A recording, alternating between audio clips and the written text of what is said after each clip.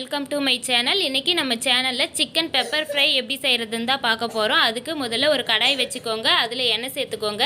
எண்ணெய் நல்லா காஞ்சதுக்கப்புறமா கடுகு சேர்த்துக்கோங்க. கடுகு நல்லா பொரியட்டும். கடுகு நல்லா பொரிஞ்சதும் சோம்பு, பட்டை, லவங்கம், ஏலக்காய், ஒரு பிரியாணி இலை சேர்த்துக்கோங்க. இது எல்லாம் நல்லா பொரிஞ்சதுக்கப்புறமா இதில் கட் பண்ணி வச்சுருக்க வெங்காயம் சேர்த்துக்கலாம்.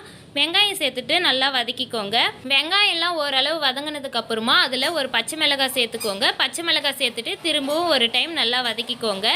இப்போ இன்னும் கொஞ்சம் வதங்கினதுக்கப்புறமா அதில் ஒரு டீஸ்பூன் இஞ்சி பூண்டு பேஸ்ட்டு சேர்த்து நல்லா வதக்கிக்கலாம். இஞ்சி பூண்டோட பச்சை வாசனைலாம் நல்லா போகிற அளவுக்கு வதக்கிக்கணும். இப்போ பார்த்தீங்களா, வெங்காயம் இந்த அளவுக்கு வதங்கணும். ரொம்ப கோல்டன் ப்ரௌன் கலரில் வரணும்னு அவசியம் கிடையாது. இப்போ இதில் ஒரு கொத்து கருவேப்பிலை சேர்த்து நல்லா வதக்கிக்கோங்க. இப்போ இது கூடவே பொடியாக கட் பண்ணி வச்சுருக்க தக்காளியும் சேர்த்து வதக்கிக்கலாம். வெங்காயம் தக்காளி எல்லாம் நல்லா வதங்கி வர அளவுக்கு வதக்கிக்கணும்.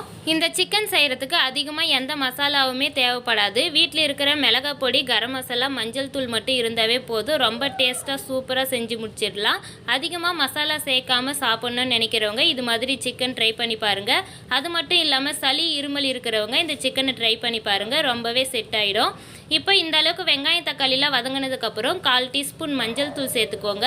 1 டீஸ்பூன் கரம் மசாலா தூள் இல்லை சிக்கன் மசாலா சேர்த்துக்கோங்க. அது கூடவே நம்ம காரத்துக்கு ஏற்ற மாதிரி மிளகாய் தூள் சேர்த்துட்டு நல்லா பச்சை வாசனை போகிற அளவுக்கு வதக்கிக்கலாம். கடைசியாக நம்ம மிளகுத்தூள் சேர்க்கறதுனால நான் 1 டீஸ்பூன் மிளகாய் பொடி மட்டுமே எடுத்துருக்கேன். உங்களுக்கு அதிகமாக காரம் வேணும்னா நீங்கள் 2 டீஸ்பூன் மிளகாய் தூள் கூட சேர்த்துக்கோங்க. இப்போ மசாலாவோட பச்சை வாசனைலாம் போனதுக்கப்புறமா அதில் நம்ம கட் பண்ணி வச்சுருக்க சிக்கனையும் சேர்த்து நல்லா வதக்கிக்கலாம். சிக்கன் ஓரளவுக்கு வதங்கினா போதும். இது கூடவே நம்ம தேவையான அளவு உப்பு சேர்த்து வதக்கிக்கலாம். உப்பு சேர்த்து வதக்கினதுக்கு அப்புறமா இதில் கொஞ்சமாக தண்ணி சேர்த்துக்கோங்க. நம்ம கிரேவி மாதிரி நம்மளுக்கு தேவைப்படாது. நல்லா ஃப்ரை பண்ணுறதுனால நம்ம கொஞ்சமாக தண்ணி சேர்த்துக்கலாம்.